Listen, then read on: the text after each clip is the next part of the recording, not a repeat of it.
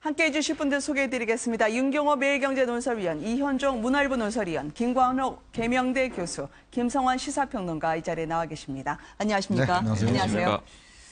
박 전 대통령 오늘 6번째 재판 출석을 했습니다. 그런데 전에 없던 손목보호대가 눈에 띄었습니다. 출석 모습을 보면 호송차에서 간간히 관계자의 부축을 받는 모습도 보였는데요. 어떻게 해석을 해야 될까요? 건강 이상에 대해서는 이런저런 변호사들의 말이 있었습니다만 이 손목이 좀 약하신 거는 과거에 선거 때도 한번 보지 않았습니까? 그렇죠. 과거에 이제 선거 때 악수를 워낙 많이 하다 보니까 손목이 이제 문제가 있어서 이제 왼손으로 악수를 한다든지 이런 식으로 했었는데 지금 이제 아마 재판이 이제 6차례 진행되면서 그러니까 이 호송을 하고 왔다 갔다 할 때 수갑을 차게 돼 있습니다. 네. 이 수갑이 조금 이렇게 손을 움직이면 이 뼈라는 있는데 좀 부딪혀서 굉장히 좀 아플 수가 있거든요. 그렇군요. 이제 그렇기 때문에 아마 이제 6차례 그 재판장을 왔다 갔다 하면서 이런 또 수갑 자체가 좀 불편하고 아마 손목에 좀 부상을 줬을 가능성이 저는 있다고 봅니다. 네. 그래서 아마 이제 손목 보호대를 해서 손목 보호대 그 위에다가 이제 수갑을 일단 착용하는 것으로 그렇게 네. 했는데 이게 아마 이제 재판이 점점 이제 길어지다 보니까 어떤 신체적인 피곤함도 있고 또 이렇게 손목 같은 경우도 이제 이 수갑 때문에 부상도 있고 하는 그런 상황인 것 같습니다. 네, 수갑 때문에 스쳐 지나가면서 고질적인 통증으로 이어지기도 하나요, 원래? 그렇죠. 이게 이제 그 수갑을 찾아보면 이 뼈 있는 부분이 굉장히 좀 아플 수가 있어요. 네. 그래서 좀 느슨하게 하긴 하는데 이게 좀 움직이다 보면 또 이게 조여지기도 하거든요. 네. 그래서 이제 수갑이 좀 불편합니다. 네, 지난 2004년 벌써 13년이나 됐습니다만 총선 당시에 전국을 돌아다니면서 악수를 하다 보니 얻어진 고질병이 있었다라고 이야기하는 분들이 있었습니다. 붕대를 감고 유세장을 누비던 박 전 대통령 모습 이제 보니까 참 오래돼 보이네요. 네, 그렇습니다. 다 아실 거예요. 네. 근데 모든 정치인이 아마 선거 때마다 엄청나게 많은 유권자들하고 악수를 하게 되거든요. 네네. 우리는 보통 악수 몇 명하고 하지 않으니까 잘 모르지만 정치인들이 선거 때 악수 많이 하면 저렇게 굉장히 손이 아픈 통증을 많이 느낀다고 합니다. 네. 당시에 박 전 대통령이 이제 2004년 총선이었는데 그때도 거의 다 졌다고 하는 선거를 이기는 그런 이제 이른바 이제 선거의 여왕다운 모습을 보였거든요. 네. 근데 그때 굉장히 많은 아마 유권자들이 박 전 대통령하고 손을 잡고 악수를 하려고 했기 때문에 네. 아마 그 당시에도 이제 통증에 시달렸는데요. 그게 지금까지 영향을 미친다고 보기는 좀 어려울 것 같고 원래 네. 손이 좀 약한 스타일이 아닐까 이런 생각은 들고요. 다만 저는 하나 궁금증이 있기는 합니다. 그게 뭐냐면요. 보통 이제 구치소 안에 들어갈 수 있는 영치물품이 따로 정해져 있는데 네. 박 전 대통령한테 저게 과연 영치물품이 수갑이 불편하다고 저런 손목보호대가 들어갈 수 있는지 이게 지금 변호사분이 나와 있으면은 아마 네. 제가 궁금해서 한번 여쭤보고 싶은데요. 만약에 다른 피의자들도 저렇게 손목이 아프다고 하면 저렇게 손목 보호대를 과연 줄지 이것도 좀 의문이긴 한데 굳이 얘기하자면 저런 걸 문제 삼기는 좀 하지만 전직 대통령으로서 예우가 좀 들어간 거 아닐까 그런 생각은 좀 해봅니다. 네, 교수님은 어떻게 생각하세요? 장기간에 걸쳐 벌써 2달이 넘었지 않습니까? 지금 네. 구치소에 들어간 지. 그러다 보니까 여러 가지로 몸 전체가 아마 쇠약해지는 상황이 될 겁니다. 그리고 네. 허리 통증도 있다는 얘기가 있지 않습니까? 그래서 이제 이영선 씨 증인으로는 불참할 때 그런 얘기를 했는데 전반적으로 생활 패턴이 달라지지 않습니까? 이제 침대 생활하다가 이제 그 아래 바닥에 생활을 하게 되고 이런 부분들이 이제 전반적으로 이제 약화를 시키는 부분인데 네. 특히나 우리가 이제 보면은 손목 발목이 약해지죠. 나이가 먹으면서 이제 그런 부분이 이제 지금 말씀하신 대로 호송차를 왔다 갔다 하면서 수갑과 이렇게 마찰이 나는 부분 그런 것들이 이제 이유로 해서 저거를 찬 거 아닌가 그런 생각을 합니다. 네. 원래 최순실 씨가 나와야 하는 재판임에도 불구하고 이 꼬리뼈 통증 넘어져서 못 나왔다고 오늘 최순실 씨 없이 공판이 이루어졌습니다. 박 전 대통령이 최순실 씨 없을 때는 조금은 여유로워 보이는 거 아니냐라는 분석이 있었었는데요. 특히 최순실 씨가 삼성 사건 그런 사실 없다고 하면 간단하게 끝나는데 아무 말 안 해서 끌려왔다라고 하는 원망 섞인 그런 말들을 유영하 변호사가 하지 않았습니까? 예. 유영하 변호사 입을 통해서 지금 전달되는 얘기들인데 사실 네. 조금 전에 박근혜 전 대통령의 손목 보호대 얘기도 제가 보기엔 유영하 변호사가 왜 저런 부분이 이렇게 언론에 관심이 있으니까 네. 왜 손목 보호대를 착용을 했는지에 대해서 설명을 좀 해주면 좋을 것 같아요. 왜냐하면 지금 재판 얘기가 오늘 벌써 6번째고 네. 5월 23일에 첫 재판이 시작되지 않았습니까? 그렇죠. 그동안에 유영하 변호사가 아직도 대통령님이라고 호칭을 할 정도라니까 만약에 그런 대통령에 대한 예우를 하고 또 국민들의 네. 관심이 거기에 쏠려 있다면 왜 손목 보호대를 했는지 이런 설명을 저는 해주는 것도 좋다 이런 생각이 드는데 네. 오늘처럼 예를 들어서 최순실 씨는 나오지 않고 박근혜 대통령 전 대통령 혼자만 나오는 이런 재판은 사실은 박 전 대통령이 오히려 부담을 좀 덜 느끼는 것 같은 그런 모습이 좀 읽혀져요. 네. 그러나 저는 오늘 손목 보호대에 관심이 가는 게 아니라 박 전 대통령의 그 이제 초췌하고 피곤해진 얼굴이 오히려 더 관심이 많이 가더라고요. 건강 이상설 이야기 나왔었는데 오늘 그게 겉으로도 좀 보인다는 말씀이신가요? 예, 뭐 제가 보기에는 뭐 건강 이상설까지는 아닐 것 같고요. 네. 만약 건강 이상이 있다면 유영하 변호사가 당연히 재판을 뭐 연기를 요청을 하거나 또는 뭐 다른 조치를 요청을 하겠죠. 그러나 네. 뭐 지금 김 교수님 말씀처럼 허리 통증이라든가 뭐 이거는 네. 지난번에 증인 출석 안 할 때도 얘기했던 일종의 이유였기 때문에 네. 뭐 그런 것들은 뭐 충분히 가만히 될 수 있을 것 같습니다. 네. 근데 저는 최순실 씨가 왜 안 나왔을까 이건 굉장히 궁금합니다, 솔직히. 박 전 네. 대통령은 뭐 수갑을 이제 찾기 때문에 그렇다. 그리고 이제 재판에 직접 나왔으니까 큰 뭐 그런 건 없는데 그러니까 최순실 씨는 재판에 굳이 안 나왔거든요. 근데 어지럼증 때문에 넘어져서 뭐 꼬리뼈를 다쳤다, 뭐 이렇게 얘기를 하고 있는데 제가 볼 때는 마음을 다쳐서 안 나온 거 아닌가 그런 생각이 들어요. 그러니까 지금 최순실 씨 입장에서는 노승일 부장을 만나는 게 굉장히 불편했을 거고요. 네. 노승일 부장을 박 전 대통령하고 만나는 게 훨씬 더 불편했을 겁니다. 왜냐하면 이 노승일 부장은 박 전 대통령을 직접 상대한 사람은 아니거든요. 네. 근데 최순실 씨와 함께 독일에서 삼성에서 승마 지원을 받고 난 다음에 말을 사러 다닌다거나 이런 식으로 삼성의 지원 부분과 아주 밀접하게 연관이 돼 있다는 네. 돼 있는 사람입니다. 그러면은 예를 들어서 이 뇌물죄 관련돼 있는 부분을 검사가 질문을 할 때 이 노승일 씨와 최순실 씨의 관계를 먼저 질문하고 그 다음에 박 전 대통령한테 과연 이렇게 되는 걸 알았느냐, 삼성의 지원 여부가 이렇게 돈이 가는지를 알았느냐 이렇게 질문할 수밖에 없잖아요. 논리적으로 네. 보면.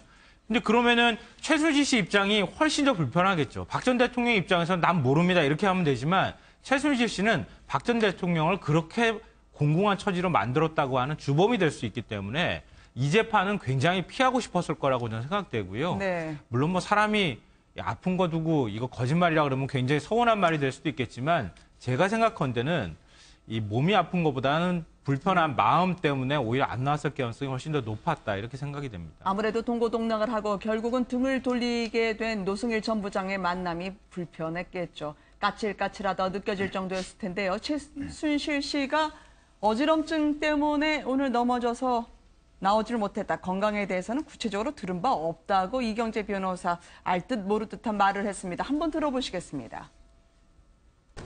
지난 주말에 뭐 하여튼 스트레스가 굉장히 심하고 그래서 그 구치소에서 약간 좀 낙상을 입어가지고 오늘 출석을 못했다고 그랬습니다.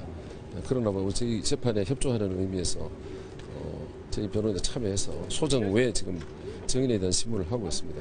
오후에는 그 노승일 증인의 증언이 상당 부분 좀 문제가 있다라는 점을 집중적으로 반대 신문을 통해서 저희들이 규명하려고 그럽니다. 온몸 타박상, 요추와 꼬리뼈를 다쳐서 참석하기 어렵다. 그러나 이틀 뒤에는 나오겠다라고 이야기를 하시네요. 그러니까 지금 사실은 이제 변호인도 잘 모르는 이제 부상을 입은 거죠. 오늘 뭐 왜 못 네. 나오냐니까 처음에는 뭐 잘 모르겠다고 이야기를 나중에 이제 보니까 결국 넘어져서 이제 못 나오겠다는데 아마 최순실 씨 입장에서는 노승일 씨와 대면하는 것 자체가 굉장히 힘들 겁니다. 왜냐하면 네. 이번 국정농단 사건에서 사실 핵심적인 증인이 고영태와 노승일 씨의 어떤 증언이 많이 영향을 미쳤지 않습니까? 그렇죠. 특히 이제 코덱 스포츠라고 이제 독일의 말의 스포츠에 거기에 재정을 담당했어요. 네. 재정을 담당하다 보니까 삼성으로부터 지원한 돈과 이 돈이 어떻게 지원되고 쓰였는지를 제일 잘 아는 사람이 바로 노승일 부장입니다. 당시 한 220억 정도 지원을 약속받고 이제 그 승마 유망주 6명을 지원하기로 했지 않습니까? 네. 근데 결과론적으로는 정미라 혼자만 지원하게 됐어요.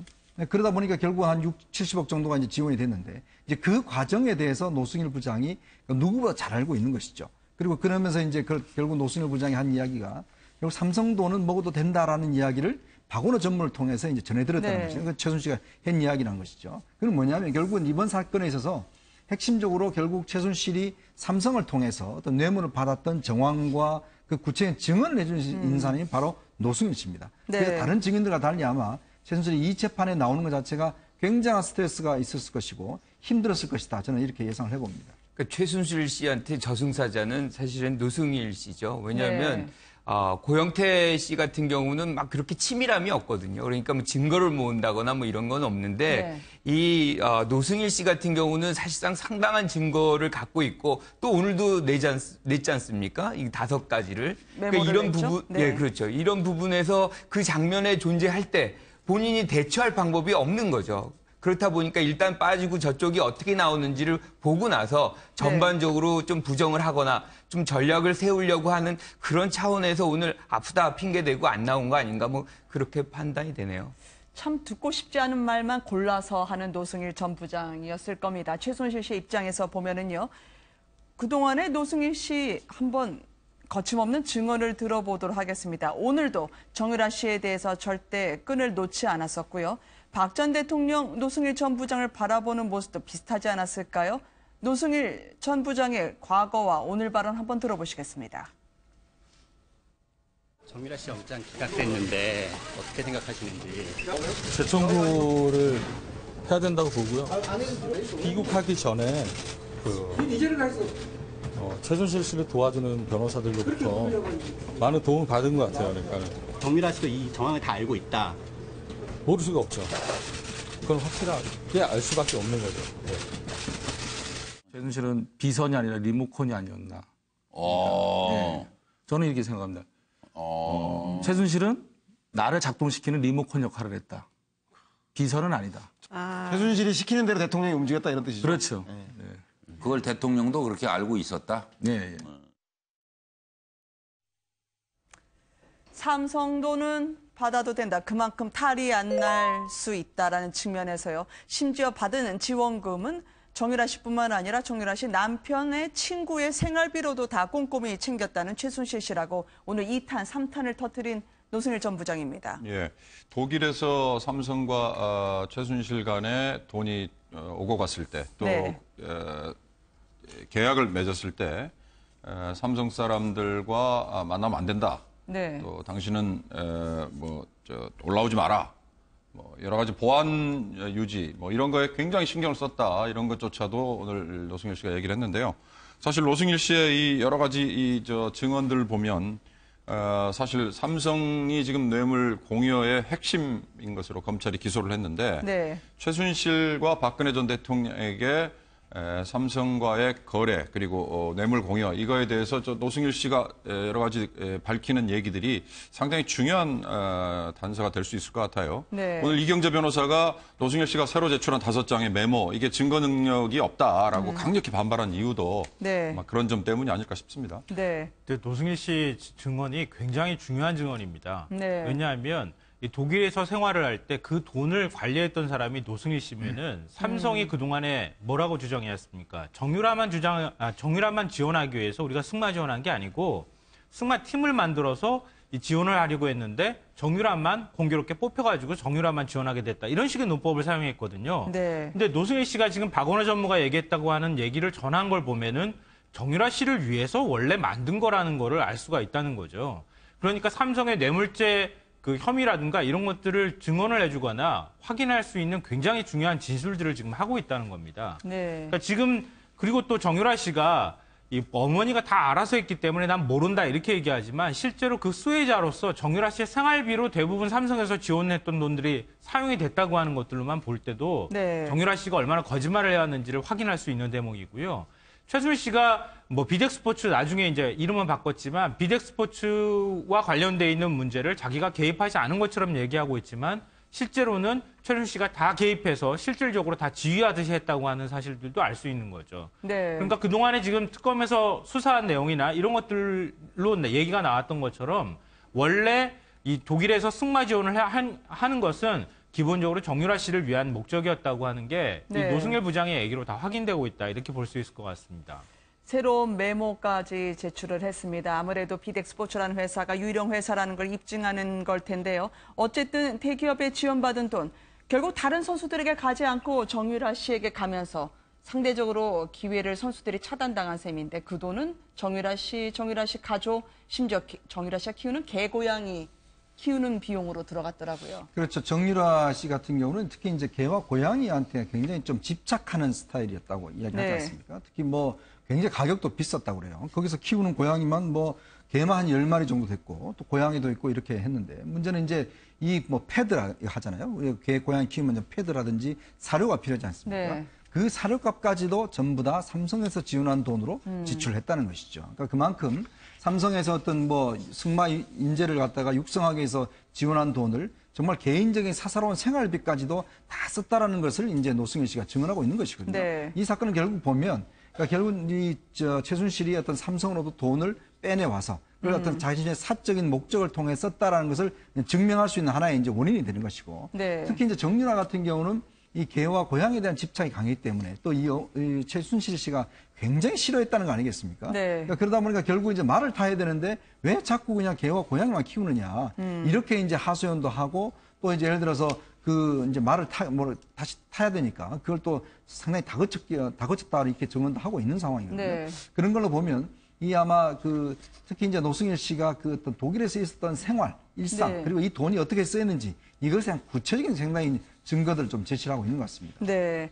위생불량이어서 최순실 씨가 펄펄 뛰었다고 하더라고요. 결국 신주평 씨하고도 좀 떨어져 있었으면 좋겠다라고 본인이 상당히 개입을 많이 한 것 같습니다. 그런 딸, 교육부도 15년 동안 내가 쥐락펴락 많이 도와줬는데 정유라만큼은 내가 교육하기가 어렵다고 토로를 했다고요. 그렇죠. 그 딸을 교육하기 참 어려운 부분이죠. 그런데 네. 15년이라는 것이 굉장히 궁금합니다. 이게 뭐냐면 결국에는 박근혜 전 대통령이 정치를 시작하면서부터 사실상 교육부와의 관계를 가졌다는 것을 보여주는 것인데 요거는 네. 어느 정도는 좀 재조사가 들어가야 되는 그런 문구가 아닌가. 굉장히 심각하고요. 또 한 가지가 네. 뭐냐면 정유라가 나와서 자기는 삼성이 어떻게 해서 자기를 지원하게 된지 모른다라고 얘기를 했어요. 사실은 그런데 자기가 몇 등이고 또 네. 뭐 이 예컨대 무슨 SNS에다 그런 글을 왜 올리냐 그랬더니 돈으로 해서 내가 말을 타겠다는 비난을 받아서 내가 그런 돈을 올렸다. 그런 글을 올렸다고 얘기를 했는데 사실은 그런 걸 알면서 어떻게 해서 자기가 역량이 안 되는데 돈을 받은 거를 알면서 탄다는 것을 네. 여기서 반증이 되는 거 아닙니까? 그래서 여러 가지로 사실은 숨기고 있는 부분들이 드러난 것이고 그게 아마 노승일 전 부장의 어떤 증언들로서 아마 뇌물 부분은 상당 부분 좀 노출이 되지 않을까 그렇게 예상을 합니다. 상당히 치밀하게 했었거든요. 삼성을 S로 표현하기도 하고요. 그러니까 이것도 굉장히 흥미로운 대목 중에 하나인데요. 만약에 네. 삼성이 공식적으로 뭔가 이렇게 승마 지원을 위해서 돈을 주고 공식적인 어떤 계약을 비덱스포츠하고 맺었다고 하면은 이렇게 비밀리 할 이유가 뭐가 있습니까? 왜 네. 삼성 얘기만 나오면 펄쩍 뛰고 삼성을 S라고 굳이 불러가면서 이니셜로 이렇게 불러야 하며 또 삼성하고 계약서 주고받고 뭐 이렇게 할 때는 계약 전 주고받는 서류에는 또 K라고 또 이니셜을 썼다고 합니다. 왜 이렇게 숨겨야 할 이유가 전혀 없잖아요. 네. 공식적으로 승마 지원을 위해서 받고 정유라 씨뿐만 아니라 다른 승마 선수들까지 키우면 삼성 입장에서도 오히려 바깥에 홍보를 해야 될 일이고 최순실 씨도 너무 당연하게 받을 수 있는 돈인데도 불구하고 네. 왜 이렇게 가리려고 했는가.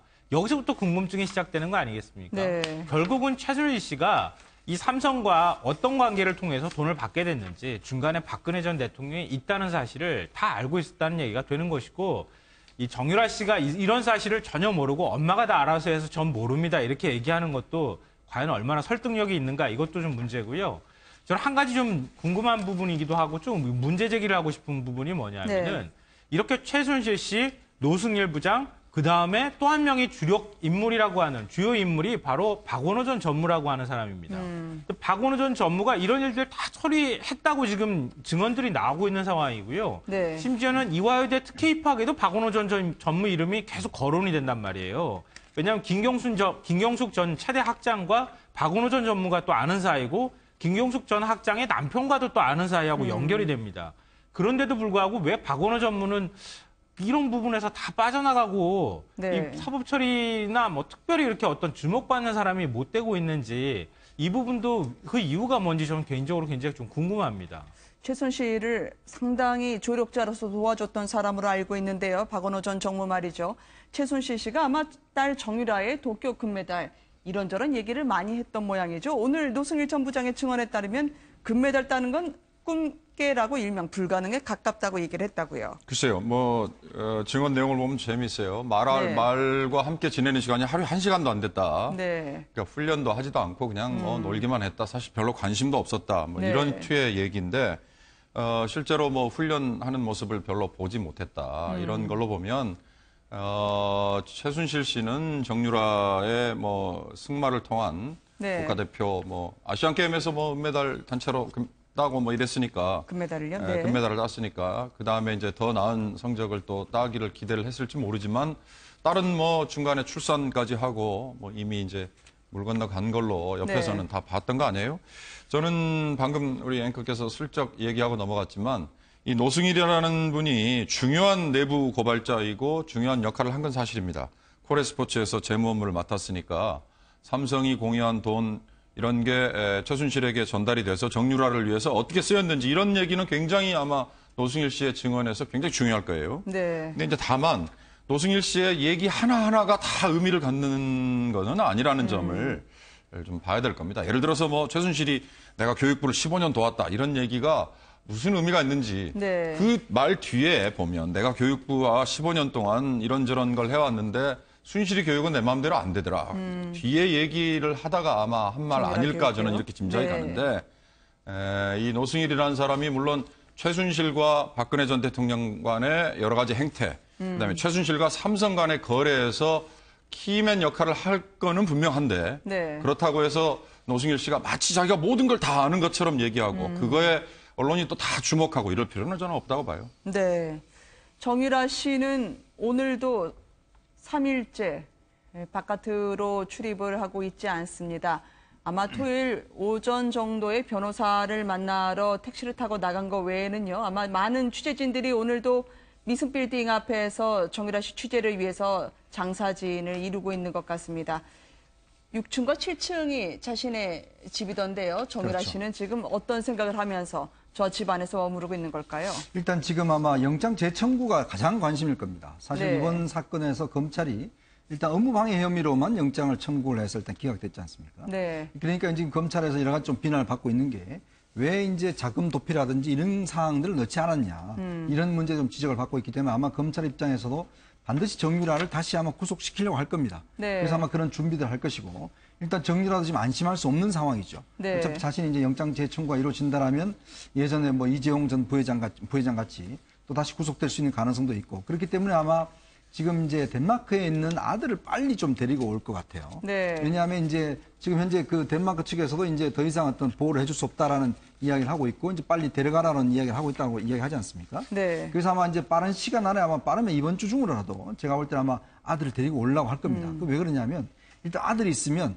여러 가지 영장을 다시 청구하고 또 발부하는 데서 영향을 줄 수가 있어요.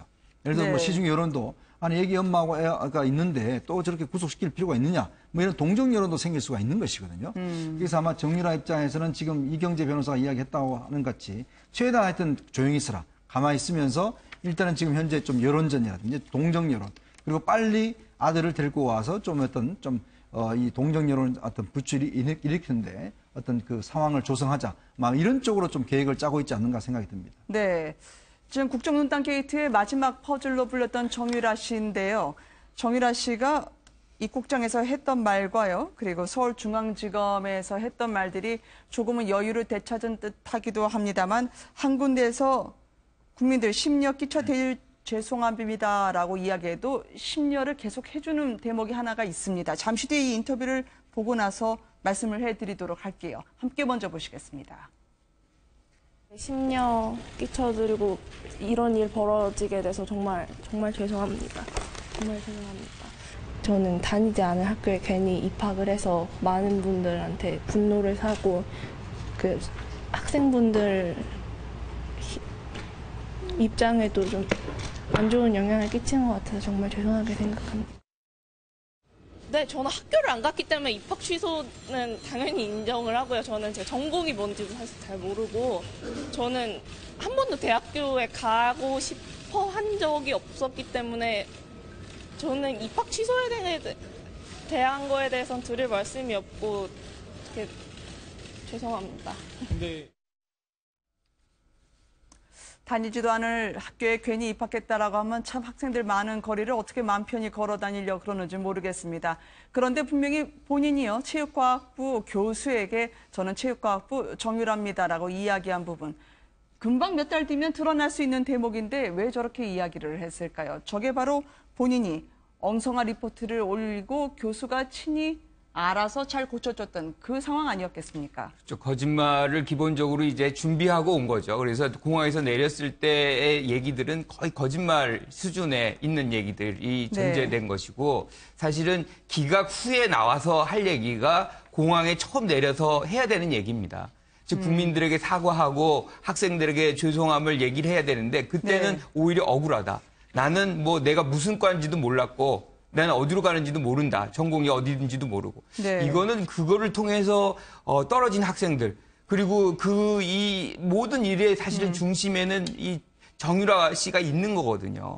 많은 국민들이 이 사람 때문에 많은 이 피해를 보고 이렇게 근심을 갖게 됐는데, 그 부분에 대해서의 어떤 반성이란 것은 지극히 없는 그런 모습을 우리가 지금 본 것이고요. 이 장면은 아마 나중에라도 우리가 이제 이 재판이 계속 진행되면서 이제 나타나겠지만 하나하나 좀 드러나지 않을까, 본색이. 저는 그렇게 생각을 합니다.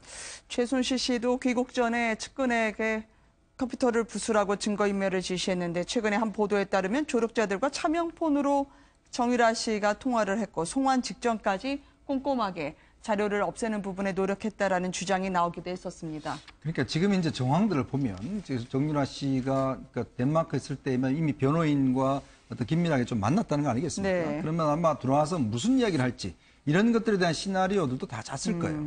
그리고 아마 제가 볼 때는 오히려 검찰 쪽은 제대로 준비를 좀 안 한 것 같고, 반대로 정유라 쪽은 굉장히 철저하게 준비를 한 것 같습니다. 그러니까 그런 걸 보면 지금 어떤 말에 달라지는 거 이렇게 보면 들어와서 이야기하는 거라든지, 그 다음에 이제 본인이 피해자다, 어머니가 다 알아서 했다, 그런 쪽으로 다 이제 몰아버리잖아요. 아마 이제 검찰 조사 과정에서는 또 별 이야기를 하지도 않고 철저히 어머니한테만 이제 이야기를 돌렸단 말이죠.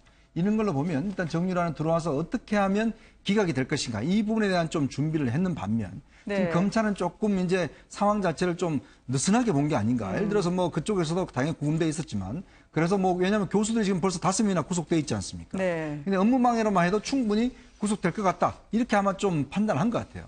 그래서 검찰이 제가 볼 때는 좀 한 방 먹은 그런 측면이 있는 것 같고, 그래서 여러 가지 어떤 혐의들을 좀 걸었어야 됨에도 불구하고 하나로만 일단 집중을 했기 때문에, 그래서 지금 이제 재청구 이야기가 나오지 않습니까? 그런 걸 보면 지금 이제 상황을 보면 정유라는 하여튼 공항 도착에서부터 어떤 기각되고 나가고 이야기하는 것들 등등 이런 걸 보면 상당히 준비를 많이 했다, 이렇게 볼 수 있을 것 같습니다. 검찰 내부에서 이게 마치 법원이 영장을 기각한 게 잘못됐다는 식의 어떤 얘기가 나오는 것 같아요. 왜냐하면 이제 덴마크에서 우리가 이제 범죄인 인도 조약을 맺어서 소환을 해달라고 계속 요구를 했던 거 아닙니까? 거기서 구금을 하다가 덴마크 법원에서 결국은 이건 계속 버텨봐야 우리가 실익이 없다고 생각해서 불가피하게 이렇게 넘어온 거라고 해석이 될 수 있는 건데, 우리가 범죄인 인도 조약에 따라서 또 소환을 한 거잖아요. 거꾸로 얘기하면. 근데 그런 사람을 우리나라 법원에서 마치 풀어준 것처럼, 그러니까 이건 우리나라 어떤 사법기관들의 어떤 체면이 안 서는 거다, 이런 얘기가 나오는 것 같은데요. 저 거꾸로 얘기하면은 그럴 만한 사람이면 충분히 좀 꼼꼼하게 준비해가지고 구속영장이 발부가 될 수 있도록 해야지 되는 게 검찰의 역할인데, 그 역할을 지금 제대로 못했다고도 할 수 있기 때문에 검찰이 앓는 소리처럼 내는 게 과연 설득력이 있는지 좀 의문입니다. 이게 모르쇠로 계속 하는 거는 증거가 만만치 않다는 거거든요. 결국에는 정유라를 구속하려면 그 범죄 혐의에 얼마나 가담했는지, 그리고 가담한 증거를 검찰이 법원에게 제시를 해야 되는데, 그 부분에서 충실하게 못했던 것이 법원 입장에선 증거가 없는데 무작정 구속 신청을 받아들일 수도 없는 거 아닙니까? 그래서 그런 부분에서 사실상 어떻게 보면 검찰이 좀 준비가 덜 됐다라고 얘기할 수밖에 없는 것이죠. 제가 봐도 박범계 의원이 아마 그래서 저 얘기를 한 것 같아요.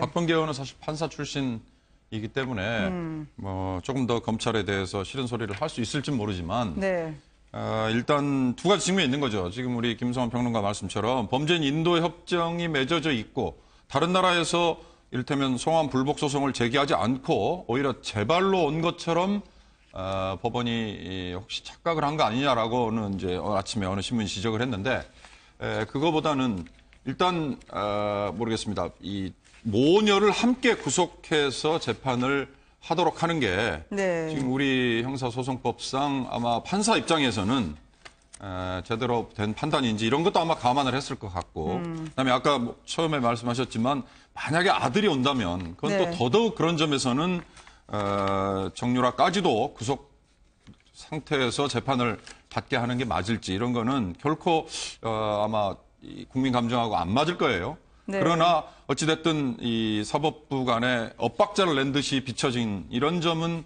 사실은 문제가 있는 거죠. 네. 그런 점에서 검찰이 제대로 대비를 못했다. 그런 점에서는 비난받을 것 같습니다. 그러니까 최순실 씨하고 네. 정유라 측이 굉장히 영리하게 행동을 했고요. 굉장히 죄질로 따지면 아주 나쁜 죄질을 갖고 있는 겁니다. 네. 왜냐하면 그동안에는 마치 자기들이 떳떳한 사람처럼 정치범인 것처럼 행세를 하다가 막상 들어오고 나니까 제 발로 들어왔다고 얘기하는 것이고요. 네. 그리고 또 국내로 안 들어온 이유도 독일로 도피를 결국 독일을 거쳐서 덴마크로 도피간 거 아니에요. 도망간 거잖아요. 붙잡히기 싫어서. 네. 특검 조사 받기 싫어서. 그리고 난 다음에 특검 조사 다 끝나고 나니까 내가 당당하게 들어옵니다 하고 들어오는 것처럼 하고 훈련할 때는 또 엄마도 구속되고 딸도 구속되는 상황은 이거는 정리상 말이 안 된다. 이렇게 얘기하는 것도 굉장히 우습잖아요. 네. 이럴 때 오히려 더 냉정하게 판단을 해줘야 되는 게 맞는 거 아닌가 싶어요. 모녀가 귀국하자마자 이경재 변호사 통해서 나갔던 말이 비슷한데요. 일단 정유라 씨의 변호인인 이경재 변호사가요. 아니 사회 여론이 불리하다고 구속감이냐라고 하면서 격하게 토로했던 반응이 있었습니다. 이거 들어보시고 난 다음에요. 두 모녀의 공통점 들어보도록 하겠습니다. 품격이 있다는 거지. 무슨 살인죄를 저지른 것도 아니고 간첩행위도 아니고 이런데 이런 사건에서 대부분 이런 엄마가 했는데 그 딸까지 구속해가지고 재판하는 이런 대한민국 국격에 안 맞는 거. 정유라에 대한 비난은 아무리 크다 하더라도 기본적으로 불구속 수사 원칙을 좀 지키면서 불구속해서 재판하면 뭐가 안 되냐고. 사회적 이목이 크면 다 구속해서 해야 되나? 정말로 내가 호소하고 싶다니까. 이 살인죄를 저지른 것도 아닌데라는 부분에서 한 번 이제 더 생각하실 분들이 많을 것 같고요. 최순실 씨, 정유라 씨 귀국하자마자 깊이 반성하고 있다라고 똑같은 발언이 나왔던 점에 주목하는 분들도 꽤 있습니다. 그렇습니다. 이게 지금 이제 영장 기각하고 뭐 이런 상황들 정황을 보면 네. 이제 여러 가지 어떤 법원을 향해서 어떤 주장들을 많이 펼치는 게 있지 않습니까? 왜 정유라가 네. 들어와서 계속 어머니 핑계를 댔겠습니까? 네. 그리고 이제 본인이 어떤 그 어려서 자기는 잘 모른다는 이야기를 했겠어요. 그러니까 결국은 이제 모든 것들을 어머니가 다 알아서 했지. 나는 절대 여기에 대해서 그냥 뭐 사인만 하고 그냥 그냥 당한 그런 사람이었다. 이런 것들을 네. 이제 보여주기 위한 것이었거든요. 근데 지금 노승일 씨 증언을 들어보면 그게 아니라는 거잖아요. 근데 문제는 이제 그게 이제 증거로서 검찰이 좀 입증을 해내야 되는데 그냥 우리가 일반적인 이야기로만 갖고는 사실 법원이 할 수는 없는 입장이기 때문에 그만큼 정유라가 상황에 대해서 잘 알고 있었고 예를 들어서 그 덴마크에서 인터뷰할 때도 보면 무슨 세금 포탈 뭐 등등 아주 전문적인 용어까지 쓰면서 다 답변을 하지 않습니까? 네. 근데 딱 한국에 오면은 뭔가 잘 모르는 듯한 그런 어떤 이미지를 보여주잖아요. 그런 걸로 보면 아마 이제 이 최순실 씨가 실제로 이제 들어오라고 사인을 보낸 걸 보면 상당히 일단 준비가 됐기 때문에 일단 오라고 한 것이다. 네. 그렇게라도 해석을 할 수가 있을 것 같습니다. 두 모녀의 공통점은 기본적으로 처음에는 굉장히 깊은 반성, 잘못했다. 네. 뭐 이런 얘기를 언급을 합니다. 그런데 이제 재판이 진행되면서부터는 다 모르쇠. 엄마가 했다, 나는 모른다, 뭐 이런 거죠. 그러다 보니까 사실은 박 전 대통령 입장에서도 굉장히 답답한 거죠. 이게 네. 뭐 본인이 죄인이고 박 전 대통령에게 잘못했다고 한다면 자기 했다라고 얘기를 하면 거기서 뇌물죄가 끊어지는데 그 얘기를 안 하고 계속해서 자기가 안 했다라고 부인을 하니까 이게 공동으로 가는 부분. 그리고 또 한 가지 공통점은 재밌는 것은 자기 자식만 안다는 거죠. 그러니까 네. 정유라 씨도 자기 아들, 그리고 최순실 씨도 자기 딸. 나머지 모든 사람들이 희생 위에 자기 자식만을 위하는 이것도 하나의 어떤 공통점 아닌가 그렇게 보입니다. 박 전 대통령은 오늘 노승일 전 부장 재판에서는 별다른 말 없이 항상 묵묵부답이었다고 전해지고 있습니다. 최순실이 직접 박 전 대통령과 관계를 이야기하고 친한 언니 동생이라고 이야기를 하면 그 증언이 나오면 듣는 박 전 대통령도 오늘 재판이 상당히 불편하겠어요. 그렇죠.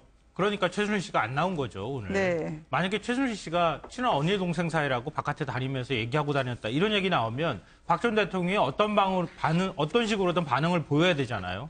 아, 그렇지 않다. 이렇게 얘기를 하던가 뭔가 반응을 보여서 사실이 아니라는 점을 부각시켜야 할 텐데 네. 그런 점 때문에 최순실 씨가 오히려 빠짐으로써 박 전 대통령하고 노승일 부장하고의 고리를 끊어버렸다. 그런 의도가 담겨 있다고 저는 생각이 되고요. 네. 저는 그 정유라 씨하고 최순실 씨의 태도가 대비되는 게 참 흥미롭습니다. 왜냐하면 최순실 씨는 국내에 들어오고 난 다음에 얼굴 가리려고 노력하고 고개 숙이고 모자 쓰고 가급적이면 마스크 쓰고 이러면서 얼굴을 안 드러냈거든요. 네. 근데 정유라 씨는 너무 뻔뻔해요. 얼굴 그냥 딱 치켜들고 그냥 네. 다 보라는 듯이 행동하는데 그 차이가 뭘까? 최순실 씨는 뭐 꼭 비유적으로 표현하면 네. 박 전 대통령의 화신 같은 사람이었으니까 본인이 뭔가 이렇게 드러내는 게 곧 박 전 대통령을 드러내는 거라고 하는 부담감이 굉장히 컸던 사람이고 정유라 씨의 경우에는 딱 수준이 거긴 것 같습니다. 니네 네. 부모를 원망해. 그러니까 정유라 씨는 나는 내가 한 것도 아니고 돈 많은 부모 밑에서 난 잘한 것뿐이야. 그것만 내가 죄진 거야 라고 생각하는 정도의 죄의식을 지금 딱 갖고 있다. 아직도. 전 그렇게 생각해요. 그러니까 부모 잘 만나서 부모가 하는 것을 내가 어떻게 선택한 것도 아니잖아. 부모님이 나한테 돈 많이 주고 그거 내가 그냥 쓴 거밖에 없어. 난 아무 네. 죄 없어. 이렇게 지금 얘기하는 모양을 지금도 유지하고 있는 것이다. 그러니까 정유라 씨 같은 경우에는 박 전 대통령하고 나하고는 아무 상관없거든요. 엄마가 네. 다 했고요. 엄마가 시키는 대로 난 했을 뿐이에요. 나는 엄마 그런 사람 만난 거 그게 죄라면 죄고 나는 아무 죄 없어요라고 하는 죄의식을 여전히 갖고 있는 것이다. 네. 그러니까 최소한 죄의식이 좀 있다 그러면은 저렇게까지 정유라 씨가 행동하면 안 되는 거 아닌가? 뭐 좀 감정적으로는 그렇게 생각이 됩니다. 이거를 뭐 아주 각박하게 표현을 하면 최순실 씨가 박 전 대통령에게 의리 아닌 갑행세를 했다는 게 있었고요. 정유라 씨는 최순실 씨의 머리 꼭대기에 있었다고 하면 이 불가피한 생태계 지도에 대해서 고개를 갸웃하신 분이 적지 않을 거라는 생각이 듭니다. 공적개발 원조라고 하는 이 미얀마 사업만 하더라도 장시호 씨한테 최순실 씨가 우리가 대대손손 물려줄 자산이니까 잘 챙기라고 하지 않았겠습니까? 이런 부분은 이제 정부에서는 다 간판을 내리게 할 텐데 말이죠. 그렇죠. 이제 ODA 사업이라고 해서 이제 우리가 어느 정도 좀 중견구가 됐기 때문에 네. 실제 이제 제3국가에 대해서 이제 지원을 많이 해줍니다. ODA 예산도 있고. 근데 이제 최순실 씨가 이걸 이제 유념해서 본 거예요. 이 ODA 예산이라고 하는 게 결국 이제 우리가 가서 뭔가 돈을 쓰는 거 아니겠습니까? 근데 이제 네. 문제는 이 돈을 예를 들어서 그 현지에서 우리 업체가 어떤 개입을 했을 경우에는 상당히 끊임없이 어떤 이득을 남길 수 있는 거라 생각을 한 거죠.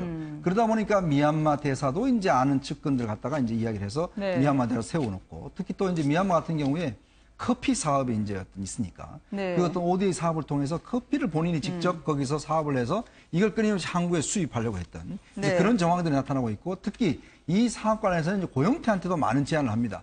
이걸 제대로 되면 너도 좀 맡게 해주겠다. 뭐 이런 식으로 하면서 특히 장시호한테는 이 사업 자체가 이제 우리 앞에 미래다. 우리 집 네. 가족들이 이제 대대손손 먹고 살 수 있는 것이다. 이게 왜냐하면 이제 아마 본인도 생각한 것 같아요. 이게 이제 국내에서 어차피 박 전 대통령은 임기가 있지 않습니까? 네. 임기가 끝나고 나면 사실 힘을 발휘하기 힘들잖아요. 근데 이제 점점 외국으로 이제 눈을 돌리는 거죠. 그동안 우리 정부가 많은 외국에 지원해준 돈 자체를 외국에서 사업을 할 경우는 아무도 눈치도 안 채고 또 끊임없이 본인들이 거기서 이익을 창출할 수 있는 것이거든요. 네. 그렇기 때문에 장시호 씨가 지원하긴 했지만 결국은 최순실이 좀 더 만약에 이 국정농단 사태가 드러나지 않았다라면 외국에 상당히 많은 국가에 이런 어떤 화수분 같은 돈을 만들어낼 수 있는 장치들을 마련해지지 않을까라는 그런 끔찍한 생각도 좀 해봅니다. 그러니까 네. 최순실 씨의 농단의 아주 특징은 예산을 노린다는 겁니다. 아, 네. 그래서 미르재단이라든가 K재단의 시드머니는 재벌한테 받고 그 운영 자금은 거의 예산으로 오는. 왜 이게 이제 메리트가 있냐면 예산 한번 배정이 되면 거의 큰 일이 없는 한 계속 지속이 되거든요. 네. 그러니까 거의 대대손손이라는 단어가 거기서 나온 것이고 또 세금의 이제 문제는 뭐냐면 예산이라는 것이 불특정 다수가 피해를 보는 거거든요. 그러니까 네. 누군가가 나서서 내 돈 이렇게 쓰면 안 된다라고 나올 사람이 없기 때문에 아주 교묘하게 이 영역을 잡았다는 것은 아주 뭐 어떻게 보면 굉장히 교묘하다는 말뿐이 뭐 얘기할 게 없을 것 같습니다. 박 전 대통령, 특히 박정희 전 대통령 시절의 새마을운동과 정신, 그 기술을 개도국에 전파하는 프로젝트가 새 정부에선 사라질 것 같습니다.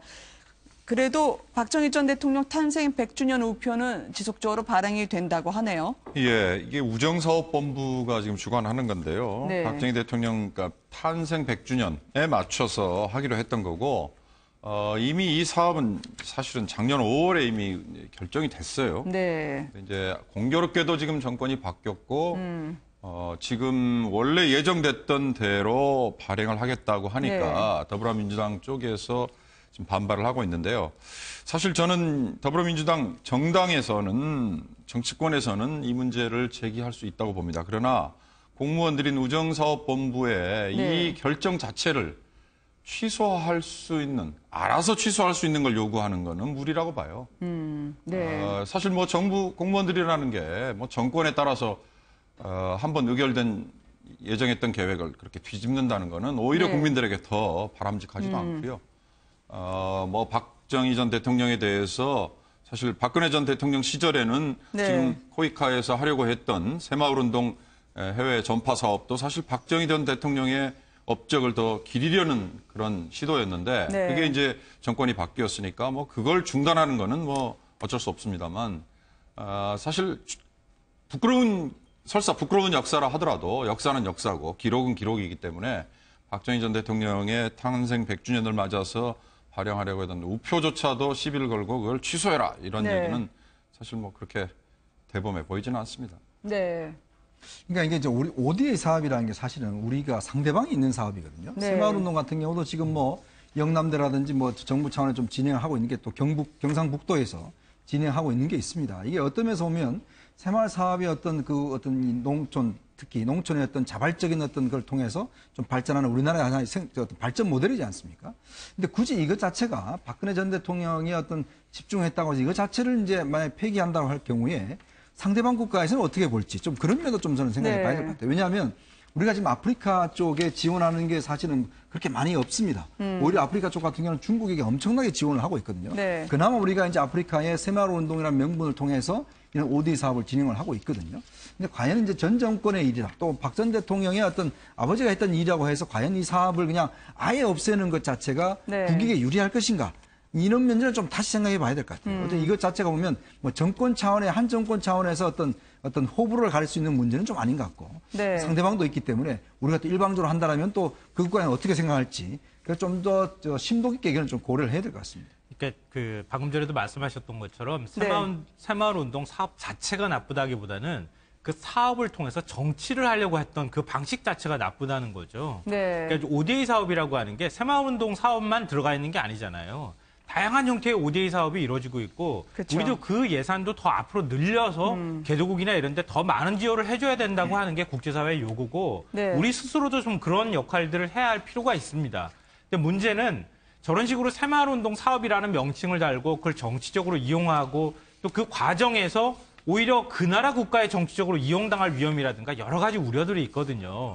그런 것들에 대한 명확한 어떤 검증이나 이런 것들이 안 되고 새마을운동 사업이라고 해서 그동안에 막 사업 내용이나 이런 것들보다는 형태만 막 확대한다거나 예산을 좀 지원하는 방식만 막 늘려간다거나 이런 방식은 좀 문제가 있을 것 같고요. 그러니까 그래서 아마 방금 전에 말씀하셨던 것처럼 상대가 있는 문제이기 때문에 기존에 지원했는데 예를 들어서 아프리카 어떤 나라에 나라에 있는 시골 마을에 뭘 지원해 준다고 했는데 우리가 다 약속했다가 갑자기 끊어버리면 그 마을 사람들은 기대를 했다가 굉장히 그 실망을 안게 되잖아요. 그래서 단계적인 폐지한다. 뭐 이런 이제 계획을 내놓은 것 같은데요. 그러니까 새마을 사업이고 뭐 아니고를 떠나서 이 공적 개발 사업의 어떤 투명성이라든가 이런 것들을 확보할 수 있도록 또 정치적으로 이용되지 않도록 만들어주는 그런 시스템을 좀 만들어야 할 필요가 있을 것 같습니다. 그러니까 박 전 대통령 때 코리아 에이드라는 거를 만듭니다. 이게 하나의 ODA 사업으로서 이제 의료 지원이라든가 음식, 그다음에 문화 뭐 이런 것들을 이제 전달하는 건데 중요한 건 뭐 내용은 상당히 좋죠. 그런데 이것을 가면서 누구인가 특혜를 준다는 겁니다. 그래서 그 특혜를 이제 최순실 씨가 받으려고 했던 부분들이 있기 때문에 이것을 일종의 저는 리셋을 해야 된다. 즉 내용은 가져가더라도 구조라든가 이제 과정이라든가 이런 걸 좀 더 투명하게 함으로 해서 실질적으로 이제 국제사회에 한국에 기여하고 그런 어떤 명성을 얻을 수 있는 과정으로 전환돼야 된다 이렇게 생각을 합니다. 이런 기회의 땅처럼 최순실 씨에게 미얀마 그리고 해외 원조 사업이 활용됐을까 많은 분들이 궁금해하실 것 같습니다. 정유라 씨를 만약에 만나게 된다면요, 최순실 씨가 하게 될 이야기는 무엇일까요? 일단 지금 이제 아무래도 정유라 같은 경우는 이제 앞으로 어떤 생활해야 될 자금 이게 필요하지 네. 않습니까? 당장 지금 미승 빌딩 같은 경우도 이제 팔려고 했다가 지금 법원에서 지금 못 팔게 했지 않습니까? 나중에 네. 추진될 가능성이 있기 때문에. 그러니까 일단 그 건물, 부동산 같은 경우는 다 이제 동결된 상황이죠. 그러니까 당장 예를 들어서 정유라 같은 경우는 지금 어떤 생활비라든지 아기를 키울 비용 이런 게 이제 필요한데 네. 지난번 이제 장시호 씨가 증언한 게 상당히 이제 그 재밌는 대목이 그 삼성동 주택 2층에 가면 거기 금고가 있으니까 거기에 네. 있는 돈으로 좀 유라하고 애를 키워라라고 이야기했잖아요. 자, 그때 이제 문제는 지금 아직도 못 밝히는 게 뭐냐면 최순실의 지금 잃어버린 3개의 어떤 지금 금고가 있습니다. 네. 이게 도대체 어디가 있는지 지금 아직까지 검찰에서 못 밝혀내고 있거든요. 네. 자, 그렇다고 하면 지금 어떤 그 최순실 씨가 저번에 했던 이제 그 개인 비서가 있어요. 뭐 네. 그런 양반도 있겠지만 이 사안을 도와주는 사람이 있단 말이죠.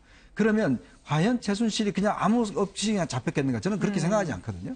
뭔가 어떤 대책을 마련하고 있을 것이다. 즉 네. 아까 이야기했던 삼성동 돈과 마찬가지로 그 없어졌던 금고가 어디인가 있을 것이고 그것 자체는 앞으로 관리는 이제는 정유라가 해야 되는 상황입니다. 만약 정유라가 구속이 안 된다라면 그렇게 한다면 지금 뭐 당장은 아니겠지만 앞으로는 아마 정유라를 통해서 어떤 외부에서 자금이라든지 또 변호사 비용이라든지 뭐 이런 것들을 마련하지 않을까.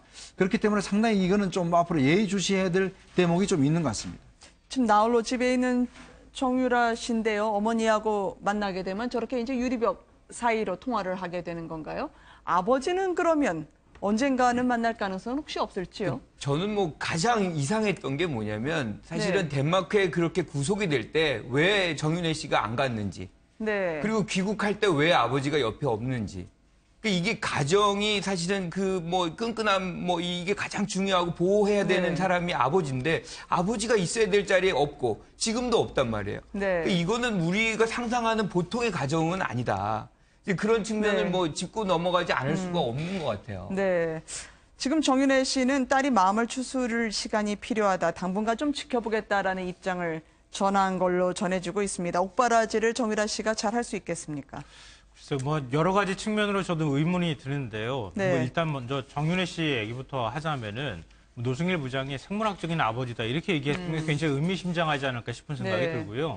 정유라 씨가 아버지에 대해서 그렇게 애정을 가진 표현을 해본 거를 그동안에 그러니까 여러 말을 했지만 제가 들어본 적이 없거든요. 그런 네. 것도 조금 그렇고 정윤혜 씨도 언론에 인터뷰하면서 딸을 마치 남처럼 이렇게 얘기를 했어요. 네. 그러니까 도대체 이 가족이 언제부터 사실상 이렇게 헤어진 것처럼 살아왔는지 그런 배경도 사실 좀 궁금증이 일고요. 네. 또 하나는 이제 정유라 씨가 만약에 최순실 씨의 옥바라지를 한다고 하면은 돈이 어디 있는지도 모른다는 친구가 어떻게 옥바라지를 합니까? 저는 그게 굉장히 의문이거든요. 네. 근데 앞서 잠깐 말씀하셨던 것처럼 비서 안모 씨라는 사람이 오늘도 뭐 이렇게 택배 비슷하게 해서 우체국 택배 형태로 해서 정유라 씨한테 그 아이 것으로 보이는 뭐 장난감 같은 거 이렇게 보내주고 이런 것도 오늘 장면에 찍히기도 하고 그랬거든요. 네. 그럼 누군가는 계속 조력자가 있었다는 얘기예요. 지난번에 최순실 씨가 그 국내에 들어올 때 그때 뭐 뭉칫돈을 찾으려고 했다. 그때도 이제 이 집사 변호사라고 하는 맹모 씨가 등장하기도 하고 그랬었는데 네. 도대체 뒤에서 저렇게 돈을 관리해 주거나 정유라 씨가 알면서 모르는 척하는 건지 모르겠지만 이 최순실 씨의 돈이 쓰여지도록 만드는 사람은 과연 누굴까? 네. 지금까지 우리가 알고 있는 사람이 아니라 제3의 인물이 있는 것인지 아니면 우리가 알고 있는 인물 중에 누군가가 계속 금고에서 돈을 빼내든 아니면 최순실 씨 어디 그 돈의 저수지에서 돈을 쓰도록 허락을 맡으면서 지금 돈을 쓰고 있는 것은 아닌지 네. 그 자금 추적을 좀 해볼 필요가 있다고 생각이 됩니다. 워낙 기자들이 오늘 취재 경쟁이 붙어서요. 정유라 씨 집으로 추정되는 곳으로 음식 택배가 배달이 됐는데 이것까지 촬영하느냐고 많이들 고생을 했던 것 같습니다. 이 최순실 씨 집 앞에 오늘 촬영됐던 영상을 보고 계시는데요. 최순실 씨가 이제는 남부구치소가 아니라 좀 검찰에서 가까운 곳에 재판이 이루어졌으면 좋겠다. 그러니까 자신이 있는 곳이 서울구치소 쪽으로 갔으면 좋겠다는 듯 시사하는 발언을 했던데요. 딸과 한 지붕 이야기하는 건가요? 그러니까 지금 이제 최순 씨가 지금 끊임없이 이야기하고 있는 게 빨리 지금 서울구치소 좀 옮겨달라는 이야기인데 네. 그게 왜냐하면 이유는 첫 번째는 이 지금 서울구치소보다 이제 남부구치소가 이제 뭐 최신식 시설입니다. 네. 그럼에도 불구하고 독방은 작아요, 규모가. 그렇다 보니까 이제 예전에 서울구치소보다는 좀 답답하다는 이 인상을 네. 많이 받는 거고, 또 하나는 이 남부구치소 같은 경우는 영등포 쪽에 있기 때문에 여기서 사실은 서울중앙지법까지 왔다 갔다 하면 시간이 꽤 걸립니다. 그러다 보니까 본인이 차 안에서 보내는 시간이 많다는 것이죠. 네. 그 재판이 거의 뭐 매일 있다시피 하지 않습니까? 그러다 보니까 육체적으로 굉장히 피곤하다는 것을 아마 이유로 들고 있는 것 같아요. 근데 지금 보면은 사실 이제 어쩌면서 보면 이제 또 그 서울구치소에는 이제 박 전 대통령이 지금 현재 있기 때문에 네. 뭐 그러한 것도 좀 염두에 두고 있는 것이라 생각이 드는데, 만약에 이번에 정유라가 구속이 됐으면 원래 정유라의 구치 장소는 이제 남부구치소로 돼 있었습니다. 근데 만약에 구속됐더라면 이제 서울구치소로 옮길 가능성이 높아졌는데, 근데 일단 기각이 됐으니까 아마 이제 그 최순실 같은 경우는 본인이 예전부터 남부구치소 옮길 때부터 계속 지금 방이 작다, 그다음에 시간이 많이 걸린다 해서 지금도 계속 옮겨달라고 하고 있는 그런 상황입니다. 네. 지금 옮겨달라는 거는 정유라 면회와 좀 연관성이 있는 거 아닌가. 그러니까 예컨대 남부구치소는 상당히 멀거든요. 그런데 네. 반면에 이제 서울구치소는 강남에서 그렇게 멀지 않으니까 이제 딸을 보고자 하는 그런 측면에서 좀 빨리 옮겨달라. 뭐 그런 거 아닌가 생각이 드네요. 근데 우리나라 이제 인권이 구금기관에도 이제 인권을 좀 더 이렇게 높여야 되죠. 인권의식도 높여야 되고 저렇게 이제 얘기할 수도 있을 거라고 저는 생각이 되는데요. 근데 다른 사람은 과연 저렇게 얘기하고 있는가 이걸 좀 묻고 싶어요. 네. 그러니까 지금 최순실 씨나 박근혜 전 대통령이나 지금 이제 이번 국정농단과 관련돼서 구속됐던 사람들 보면은 나 이렇게 해줘. 구치소도 옮겨줘. 어디로 좀 가깝게 해줘. 나 방 너무 좁아. 방도 넓은 방으로 줘. 아니 어디 여관 갑니까? 여행 가는 것도 아니고요. 다른 사람들은 지금 찍소리도 못하고 그렇게 살고 있으면은 그럼 다른 사람들도 앞으로는 저렇게 해주든가 아니면 왜 이들한테만 이렇게 해주는지 좀 굉장히 좀 불편합니다. 인권의식이 네. 높아져야 하는 건 사실이지만 저렇게 하는 게 과연 맞는 건지 좀 의심스럽습니다. 그래서 제가 봐도 이게 지금 저 권한이 지금도 나옵니다만 사실 재판부가 결정할 권한이 아니잖아요. 교도행정은 지금 법무부의 소관사항이고 그렇다면 사실 법무부에서 어떤 판단을 하느냐일 텐데 일종의 뭐라 그럴까 좀 이 불편함을 호소하면서 좀 관심을 좀 환기시키고 그리고 뭔가 좀 재판에 대해서 뭔가 좀 불만이 있다는 걸 표시하는 그런 정도 이외에는 제가 보기엔 네. 별로 의미가 없을 것 같아요. 지금 들어오는 속보에 따르면 박근혜 전 대통령 변호인 측도 이런저런 마음이 급한 바를 이야기를 했는데 재판부에서 주 4회 받아들여달라 양해를 부탁한다고 하네요. 오늘 안종범 전 수석의 수첩에 대해서도 박 전 대통령 측은 이게 바로바로 그때그때 적은 게 아니라 한꺼번에 옮겨 적은 것 같다라고 공박을 하면서 이 노승일 전 부장에 대비한 반박 준비에 들어갔다고 합니다. 박 전 대통령이 이제 주 4회 재판을 받게 된다면 상당히 빡빡한 일정일 텐데요. 엎친 데 덮친 격으로 노무현 전 대통령 사위 곽상원 변호사가 국민들과 함께 제기하는 민사소송 또 블랙리스트 관련 손해배상 청구 소송까지 이어진다고요. 예, 그게 26일 날 아마 1차 공판기일이 잡혀 있을 거예요. 네. 그리고 그 이후로도 지금 줄줄이 손해배상 청구 소송 지금까지 해야 되고 그러니까 지금 박근혜 전 대통령이 지금 형사 관련 소송을 재판을 받고 있는데 거기에 지금 그러니까 뭐 약 5,000명을 끌어모은 거 아니겠습니까? 네.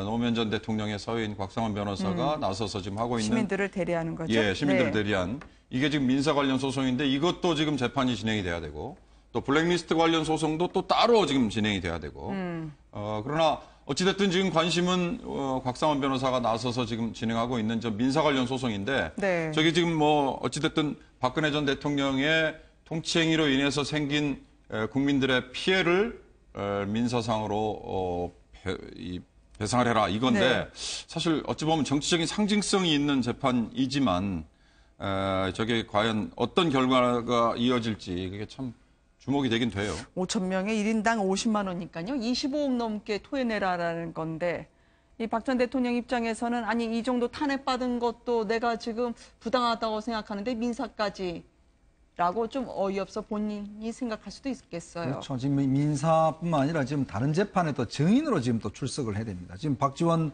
전 그 대표가 있는 만만의 사건 같은 경우도 그에 대한 증인으로 지금 요청을 받고 있지 않습니까? 그러니까 지금 현재 이 재판만 일주일에 4일이면 월화 목금 이렇게 또 재판이 이제 진행되는 것이거든요. 근데 지금 다른 날 또 지금 보면 다른 재판에 증인으로 하고 있기 때문에 그러니까 본인은 이 재판도 힘든데 다른 재판은 절대 못 가겠다 해서 지금 이제 지난번에도 구인 결정이 났음에도 불구하고 결국 이제 못 갔지 않습니까? 네. 그러니까 모든 재판들이 지금 한꺼번에 몰리다 보니까 거의 매일 아마 이제 재판정에 나와야 되고 이제 피로도가 이제 상당히 높아져서 본인의 어떤 모습도 아까 보셨겠지만 네. 여러 가지 좀 힘들어하는 모습이 있는 것 같습니다. 근데 사실은 이게 벌써 이제 수감된 것이 2개월이기 때문에 네. 구속기간이 6개월이 만료가 되지 않습니까? 그래서 10월 달이 되면 이제 불구속 상태가 돼서 이제 재판을 받게 되는 장면이 있기 때문에 네. 그것을 또 좀 생각을 하고 이렇게 좀 많은 증인들을 내세우고 뭐 이런다. 그리고 주 사회에 이렇게 좀 빨리 가는 것을 좀 저지하려고 하는 그런 것도 있다. 뭐 이렇게 네. 얘기가 나오는데 사실은 이제 뭐 국민적인 어떤 시선에서 본다면 아주 큰 농단 사건이 있었기 때문에 전 대통령이라고 해도 사실은 성실하게 재판을 받아야 되는 그런 의무가 있다라고 생각을 합니다. 네. 일반 국민들이 민사소송을 제기한 부분에 대해서는 네. 손해배상이 과연 날까 약간 갸우뚱한 측면이 솔직히 있거든요. 네. 근데 블랙리스트로 피해를 본 예술인들이 우리가 피해를 봤다고 해서 소송 낸 거는 조금 좀 차원이 다르지 않을까. 왜냐하면 거기에 국한되는 예술인 숫자 자체도 좀 적고 구체적으로 그들이 심사를 받을 때 이 배제가 됐다고 하는 증거라든가 아니면 네. 진술이 있을 가능성이 굉장히 높거든요. 그런 경우에는 직접 당사자로서 피해 보상을 받을 가능성도 있어 보이는, 저는 이제 법률적으로 또 어떻게 될지 정확하게 따져봐야 되겠지만 네. 그거는 일반 국민들이 소송을 낸 거하고는 좀 다른 차원으로 달아줘야 하지 않을까 그런 생각이 들고요.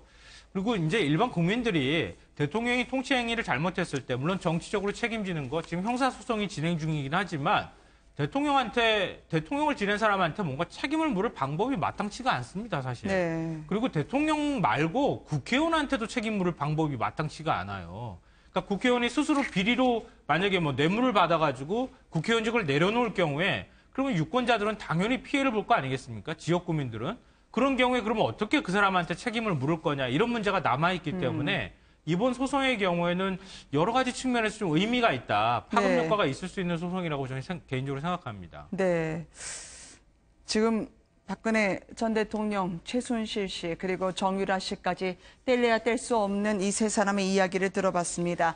나홀로 집에 정유라 씨가 있다면 웰컴 백이라고 이야기를 들었던 홍준표 전 지사 소식을 전해드릴까 합니다. 일요일 공항이 태극기와 성조기로 뒤덮였습니다. 홍준표 전 지사, 아리조나에서 가장 기운 센 땅에 갔다 오셔서 그런지 초조해하지 마라, 내가 왔다라고 말하는 듯 목소리도 그리고 톤도 속도도 달라지던데요. 그 장면 한번 보시겠습니다. 바른정당의 분들이 좀 더 돌아왔으면 좋겠습니다. 거기에 패션 좌파만 빼고 난 당권 가지고 싸울 생각 초도 없습니다. 친박은 좀 빠져줬으면 합니다. 제가 부족한 탓에 여러분의 뜻을 받들지 못해서 정말 죄송스럽게 생각합니다. 앞으로 여러분과 함께 자유 대한민국의 가치를 지키는데 함께 하도록 하겠습니다. 정말 고맙습니다. 고맙습니다.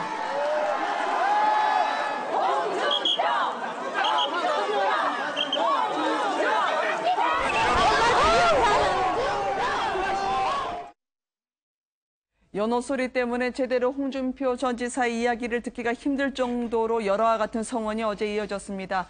누군가 보라고 홍준표 전 지사 크게 마다하지 않는 듯한 모습 같던데요. 네, 뭐 지지자분들이 많이 준비를 하신 것 같아요. 프랭카드도 네. 많이 준비하시고 또 어제 뭐 하여튼 본인도 뭐 깜짝 놀랐을 겁니다. 이렇게 네. 많은 지지가 특히 이제 뭐 패자가 이제 미국 갔다가 이제 좀 오는 그 상황인데 이렇게 공항까지 네. 와서 보면 아무래도 이제 어떤 자유한국당의 전반적인 앞으로의 미래와 관련돼서 좀 이제 관심들이 있을 것 같은데 근데 이제 어떤 발언 내용으로 보면 오히려 지난번 미국에서 페이스북으로 한 것보다는 훨씬 더 약해지고 또 본인이 또 잘못했다는 이야기까지 하셨어요. 네. 그만큼 아마 미국에서보다는 좀 이제 들어오셔서 여러 가지 어떤 이제 앞으로 전당대회를 좀 겨냥을 해서 뭐 발언의 수위자도 좀 조절하는 것이 아닌가 뭐 네. 그런 또 생각도 좀 해봅니다. 그래도 이 본인은 일정이 당분간 이틀 정도 없을 거라고 보좌진 얘기하던데 얼마 전에 방송 들어오기 전에 1시간 반 전에 또 페이스북에 올리셨더라고요. 여론조사 조작됐다고 말이죠.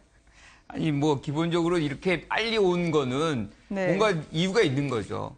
그러니까 초조함이 여기 드러났다고 저는 생각합니다. 전당대회 한 달 전 아닙니까? 그렇죠. 그런데 이제 사실은 처음 일정은 한 달로 간 거거든요. 근데 3주 만에 돌아왔고 이렇게 좀 돌아오고 나서 표현도 조금 완곡한 거는 좀 더 이제 국민들, 지지자들을 좀 묶어내려고 하는 그런 노력이 여기 묻어나 있는 거 아닌가. 그런데 제일 중요한 거는 친박계가 다시 당권을 잡았을 때 본인의 어떤 정치 생명도 사실 담보하기 좀 어려운 측면이 있거든요. 그것이 이제 이런 초조함과 묻어나는 것이고 또 하나는 비박계 같은 경우는 요번에 사실은 뭐 친박계 몰려나게 되면 여기도 마찬가지로 굉장히 어렵기 때문에 비박계 어떤 종용도 굉장히 컸었을 것이다. 그래서 이런 것들이 여러 가지 요소들이 뭉쳐서 조금 더 이르게 돌아온 건 아닌가 이런 생각입니다.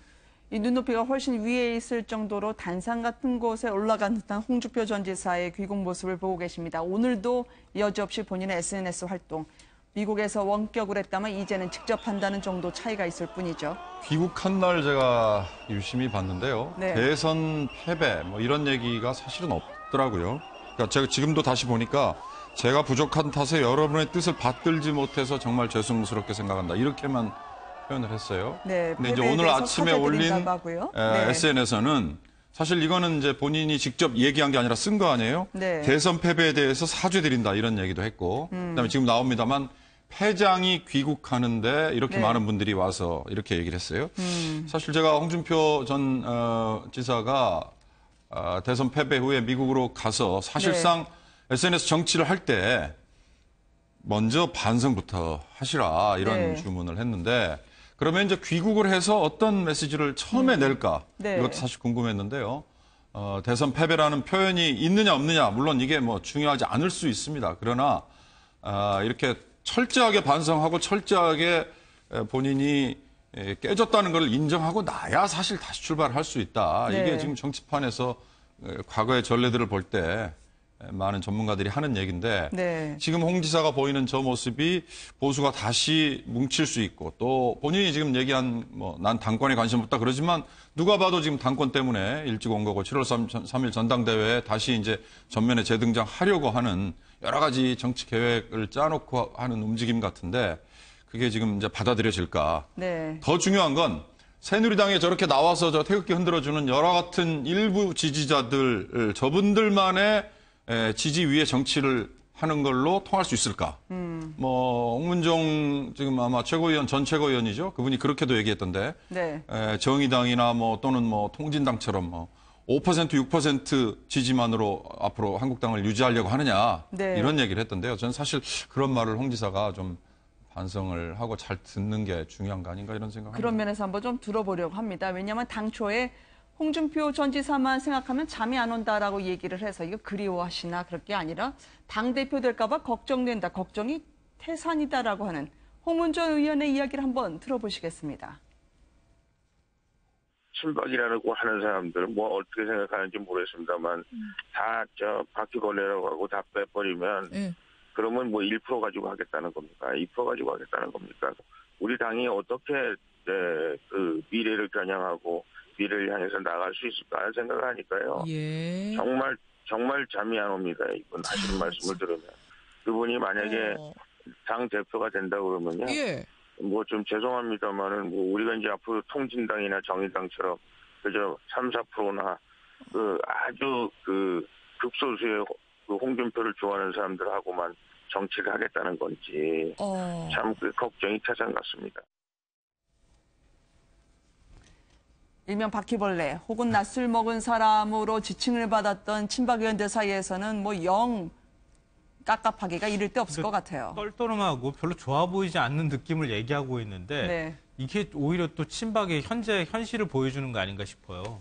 만약에 친박에서 이렇게 바퀴벌레라는 표현까지 홍준표 전 지사가 얘기하고 오히려 친박을 지원해왔던 그동안 이제 이른바 태극기 세력이라고 하는 사람들이 홍준표 전 지사한테로 다 가가지고 지금 마치 우리의 새로운 영웅이 나타났다 이렇게 얘기하는 모양처럼 보이거든요. 그런데도 불구하고 친박계에서는 이번 당권 도전을 할 것인가 말 것인가 가지고 재고 고민하고 있단 말이에요. 우리 사람 다 뺏어가고 우리 권력 다 가져가겠다고 하는데도 말을 제대로 못하고 있는 게 현재 친박의 현실이 아닐까 그런 생각이 들고 그걸 알기 때문에 홍준표 전 지사가 그 모든 것들을 내가 대변하고 새로운 영웅으로서 새로운 이순신으로 한번 내가 거듭나 보겠다 이렇게 얘기하고 있는 것 같은데요. 네. 그러니까 저는 홍준표 전 지사가 우리나라 정치 관행을 다 깨버렸다고 생각합니다. 대선 끝나고 난 다음에 이렇게 빨리 한 3주 만에 복귀해가지고 나 당대표 나가겠어 하는 사람은 처음 봤어요, 정말. 네. 홍문종 의원이 사실 일부분 명분이 있는 거예요. 이렇게 네. 빨리 대선에 참패하고서 반성, 아까 말씀하신 대로 철저하게 반성을 해야 되는데 철저하게 3주 만에 반성이 어떻게 되는지 그거 참 희한한 얘기고요. 네. 이런 기본적으로 이제 아까 홍문종 의원은 만약에 이제 홍준표 의원이 전 지사가 당대표가 되면 국가적 불행이라고 얘기를 했거든요. 네. 그러니까 기본적으로 서로가 바라보는 이 시각들이 너무 첨예하고 같이 계속 갈 수 있을까? 이들의 어떤 갈등이라는 것이 사실은 뭐 국민적으로 뭔가 동의를 얻어내기보다는 오히려 정치를 외면시키는 그런 장면으로 좀 더 비화될 가능성이 좀 크다. 뭐 이런 생각을 좀 드네요. 그러니까요. 깨질 때는 철저히 깨져야 되는 거죠. 그러니까 기대가 더 이상 없을 만큼 깨져야 다시 모아서 다시 시작할 수 있는데 기대가 계속 남아있고 희망이 남아있으면 보는 방향이 다르면 딴 방향으로 가는 겁니다. 네. 지금 저 자유한국당 모양이 지금 저런 모양이거든요. 그러니까 이렇게 하면은 당이 다시 딛고 올라서는데 굉장히 오랜 시간이 걸린다는 거죠. 그러니까 이런 시간들을 단축하기 위해서는 어쩌면은 반성하면은 확실히 반성하는 모습을 보이던가 아니면 스스로 더 이상 기댈 데가 없구나. 이제 내가 가지고 있는 것들을 버리면서 상대방하고 함께 해야 되겠구나. 이런 마음이 들어야 되는데 지금 아직까지는 자유한국당은 친박계든 아니면 비박계든 뭐 홍준표 전 지사든 그런 마음이 아직 없는 것 같아요. 지금 정당 지지율을 보여드리고 있는데요. 지금 말씀하신 것처럼 친박 의원들은 잠 못 이루는 밤을 보내고 있는데 TK 지역에서의 민심을 보면은요. 홍준표 전 지사가 왜 오늘 여론조사 선전 매체 좌파 진영의 선전 매체로 전락했다고 일가를 하는지 이제 알 것 같아요. 바른정당이 오히려 TK 지역에서 자유한국당보다 더 높은 지지율을 보이고 있거든요. 네, 이 조사는 이제 한국갤럽의 1일자 조사고요. 또 오늘 리얼미터에서 발표한 조사를 보면 조금 뒤집어졌습니다. 자유한국당이 좀 앞서고 있는 것으로 뭐 어떤 왔다 갔다 하는 것 같아요. 결국 이제 지금 보면 사실 이제 이 대선 전하고 또 상황으로 돌아가는 것이 아닌가라는 좀 생각이 듭니다. 네. 결국 이제 지금 뭐 홍준표 전 지사도 마찬가지지만 정치를 한다라면 또 TK를 또 찾아가야 될 거거든요. 결국 이제 믿을 건 TK밖에 없다 해서 거기 가서 또 이제 문재인 대통령을 또 비난하고 또 강력한 제1야당으로서의 어떤 본인의 뭐 할 텐데 문제는 사실은 자유한국당이 TK 문제가 아니라 이제 확장성이 문제지 않습니까? 오히려 어떤 제1야당으로서 지금 지지도가 사실 한 자릿수 나온다는 것은 이거는 뭐 역대 있을 수 없는 지지도거든요. 그러면서 본다면 지난번 그 젊은 친구들이 와서 이제 그 세미나를 할 때, 그 자유한국당 의원들 모여놓고 할 때 그렇게 뼈아픈 이야기를 한 적이 있지 않습니까? 젊은 사람들 치고 자유한국당 지지하는 사람은 없다. 그렇게 좀 반성해야 되는 이야기가 오히려 되레 학생들을 좀 비난했던 뭐 그런 모습도 연출되긴 했었는데 그런 걸 보면 여전히 아직까지 이제 자유한국당의 어떤 상황에 대한 인식과 또 어떤 개혁에 대한 비전 이런 것이 없는 상황에서 일단 응급하게 하여튼 홍준표 전 지사를 데리고 와서 다시 좀 대표로 세워서 어떤 이 상황을 좀 모면해 보겠다. 이런 것에만 좀 생각이 좀 한정되어 있는 것 같습니다. 이현종 의원 말씀하신 게 이제 연찬회에서 자유한국당이 젊은 분들 쓴소리 듣겠다고 했는데 정작 쓴소리를 하니까 네가 잘못 생각한 거야 라는 틀로 오히려 젊은 분들을 야단쳤다라는 그런 후문 보도가 있었죠. 무엇보다 홍준표 대표가 된다면 말씀하신 취지에서 연장선으로 해석해 보자면 유력한 분이긴 하지만 개혁, 쇄신 혹은 중도 외연 확장의 상징으로 보기는 좀 어렵지 않겠냐라는 그런 말씀으로 들립니다. 네, 그렇습니다. 일단 뭐 지금 뭐 더 이상은 아마 이제 뭐 좀 제가 볼 때 좀 너무 등판이 좀 빠른 게 아닌가 싶어요. 왜냐하면 지금 뭐 내년에 또 지방선거가 있는데 어떤 대표라는 게 보면 이 어떤 책임을 또 져야 되는 자리 아닙니까? 어떤 상황이 어떻게 될지 모르고 다른 지금 당들은 대선 후보들 전부 다 2선 후퇴 지금 하고 있거든요. 그러니까 유독 지금 홍준표 후보만 지금 나와서 하기 때문에 조금의 저는 너무 좀 빠른 등판 아닌가라는 그런 좀 우려도 됩니다. TK가 아성이니까 TK 지역에서의 바른정당과 자유한국당 두 정당 지지율 비교 의미가 있죠. 그러나 전국으로 넓혀보면 지금 앵커가 말씀하신 것처럼 한 자릿수 아래거든요. 이런 점이 사실은 심각한 거의 첫 번째 이유고 더 심각한 거는 홍준표 후보든 또는 자유한국당이든 20대, 30대 또 40대까지 확장을 해서도 결국 젊은 층이 지금 외면을 하고 있다. 이 점에서 앞으로 자유한국당이든 홍준표 후보든 다시 회생을 하거나 외연이 확장되기에는 상당히 어둡고 지금 우울하지 않습니까? 그렇다면 그들이 왜 자기들을 외면을 하고 있는지에 대해서 정말 더 처절한 반성을 하고 더 처절한 분석을 해봐야죠. 바른정당 분들을 데려올 수 있을까요? 어렵겠죠. 자유한국당의 가장 근본적인 문제가 여기서 드러나지 않습니까? 여전히 지역으로 봅니다. 여전히 당권 싸움을 하는 것이고요. 네. 지금 이제 홍준표 전 후보가 올 수밖에 없었던 건 여전히 당의 구심력이 없는 거거든요. 인물 중심, 지역 중심, 아직 구태적인 어떤 정당의 구조 속에서 벗어나지 못했을 때 국민들이 거기다가 호응하거나 지지하지 않습니다. 이제는 사실은 자유한국당은 비전을 제시해야 되고 정체성을 다시 만들고 가치를 해서 국민들에게 실질적인 어떤 호응을 얻어내는 이런 반성 개혁 이런 작업을 하지 않으면 지금 네. 어떤 뭐 다른 얘기 서로 당권을 서로 누가 갖는다고 해도 의미가 그렇게 크게 발생하지 않는다 그렇게 생각을 합니다. 근데 현실적으로 보면 외국 분들 모시려고 해도 영 어렵다 그러더라고요. 다들 손사래를 치는 탓에 말이죠.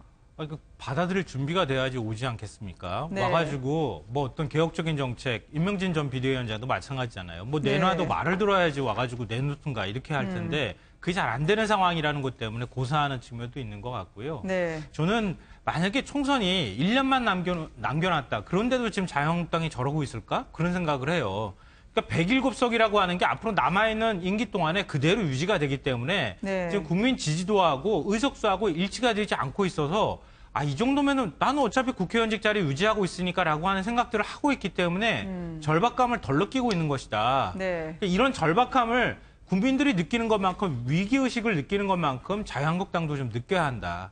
근데 국민들은 지지하지 않는데 국회 의석수는 107석을 갖고 제1야당으로서 우리는 이렇게 할 거야 라고 행세하듯이 만약에 하면서 자유한국당이 제1야당으로서 우리는 전혀 협조할 수 없어 국정에 네. 이렇게 나오면 진짜 이거 불행입니다. 그러니까 자유한국당이 국민의 지지도 더 많이 얻을 수 있도록 정치하는 방법들을 이제 국민한테 좀 보여줘야 한다고 저는 생각합니다. 네. 그가 돌아왔는데 국민들은 진짜 그라고 생각할지요.